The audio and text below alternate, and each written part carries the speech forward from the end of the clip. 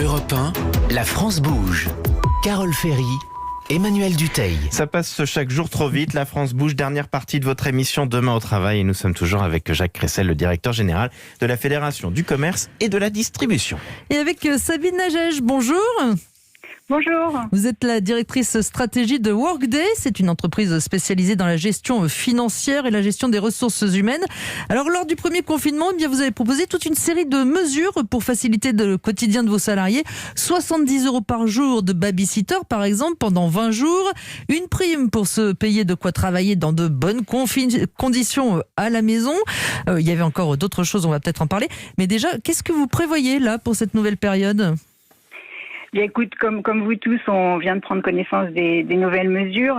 Ce qu'on prévoit dans un premier temps, c'est de continuer tous les dispositifs évidemment qu'on a mis en place pour nos collaborateurs, pour leur permettre de rester chez eux en sécurité et aussi en bonne santé. Qu'est-ce que vous avez tiré comme bilan de cette première expérience autour du confinement ? Parce que tout ça avait dû être décidé dans une période totalement exceptionnelle et j'imagine en quelques jours. Tout à fait. Alors on avait déjà un certain nombre de dispositifs en place. Le dispositif de garde, il existait. On l'a étendu à 20 jours au lieu de 10. On a aussi remis les compteurs à zéro en septembre à ce niveau-là.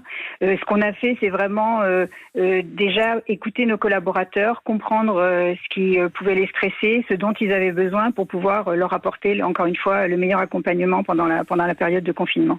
Vous proposez aussi de s'adapter aux horaires en fonction de ceux du conjoint. Alors c'est pour s'occuper des enfants. Là on sait bien, il y aura école, etc. Mais enfin, ça peut quand même servir avec le travail, le télétravail. Vous allez mettre ça en place, vous le faites un petit peu toute l'année ?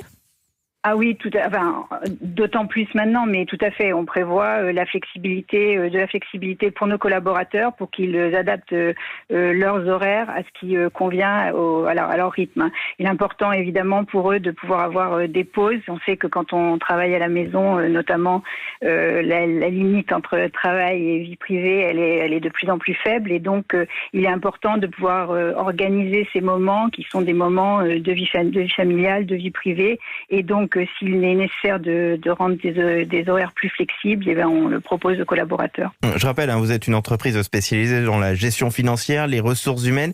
C'est peut-être plus simple pour vous, on peut travailler plus facilement en télétravail, on peut prévoir tout ça, ou vous pensez que ce que vous mettez en place est adaptable chez tout le monde ? Alors évidemment, c'est plus facile pour certaines entreprises en télétravail, mais par exemple, ce dont on parlait, c'est-à-dire les remboursements de garde d'enfants ou les remboursements de personnes qui s'occupent d'une personne âgée, d'un parent âgé, ça peut tout à fait être mis en place par d'autres entreprises. Jacques Cressel, vous êtes le directeur général donc de la Fédération du commerce et de la distribution. Est-ce que vous pensez aussi que pour tout votre personnel, on le voit à quel point il est utile en ce moment comme il l'a été lors du premier confinement, est-ce qu'il y a des idées comme ça sur la table pour les aider à gérer leur quotidien ? Il y a beaucoup de choses qui existent au niveau de chaque entreprise. Nous, notre priorité absolue, ça a été d'assurer leur sécurité.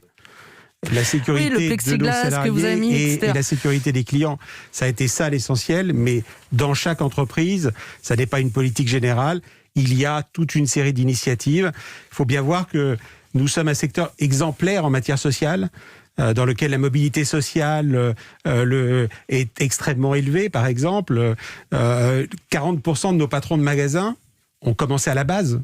Donc nous avons une habitude des relations sociales qui est extrêmement développée.